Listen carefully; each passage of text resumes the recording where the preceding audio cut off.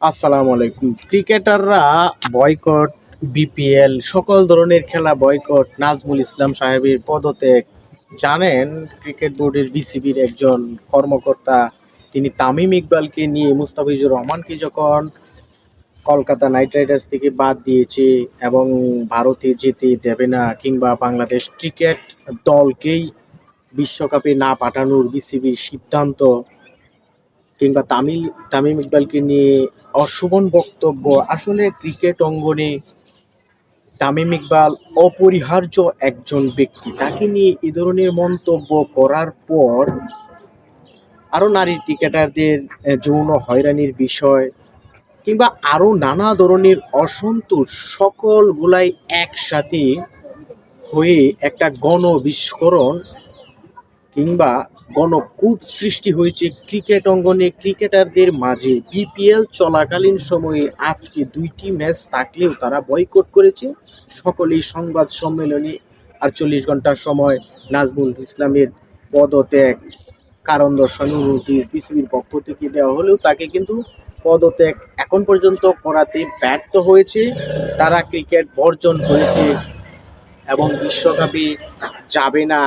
যদি বিশ্বকাপে না যায় তাদের ক্রিকেটাররা টাকা দেওয়ার কথা বলছে যে আমাদের ক্ষতিপূরণ আমাদের টাকা দিতে হবে। অবশ্য নাজমুল ইসলাম তিনি এই মন্তব্যও করেছেন যে তাদের পারফরম্যান্স দেখে বেতন ভাতা দেওয়া উচিত। আসলেই ক্রিকেটাররা বাংলাদেশের যে ধরনের বাজে ক্রিকেট বাংলাদেশের দর্শকদেরকে উপহার দেয়, জয়ের দ্বার প্রান্তে গিয়েও তারা হেরে যায়। তাদের প্রতি যে ক্রিকেটের দায়বদ্ধতা আছে, দেশবাসীর কাছে দায়বদ্ধতা আছে, ক্রিকেট প্রেমীদের কাছে দায়বদ্ধতা আছে, সেটি কিন্তু একটিবারও চিন্তা ভাবনা কিন্তু ক্রিকেটাররা করে না। সকল ধরনের সুযোগ সুবিধা ক্রিকেটাররা পেয়েও বাংলাদেশের ক্রিকেটের উন্নতি না হওয়া এবং ব্যক্তিগত ক্রিকেটার হিসেবে আপনার পারফরম্যান্স তেমন না দেখাতে পারা, এটা ক্রিকেটারদের ব্যর্থতা হিসেবে আমি আখ্যায়িত করব।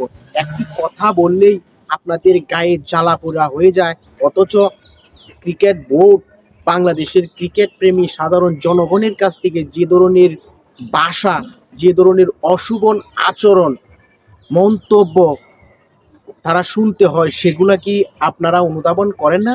ক্রিকেটাররা যদি দায়বদ্ধ থাকতো, জবাবদিহিতার মাঝে থাকতো, তবে এত খারাপ পারফরম্যান্স করতে পারত না। দেখুন আফগানিস্তান আমাদের কত পরে ক্রিকেটে এসে তাদের কোনো হোম গ্রাউন্ড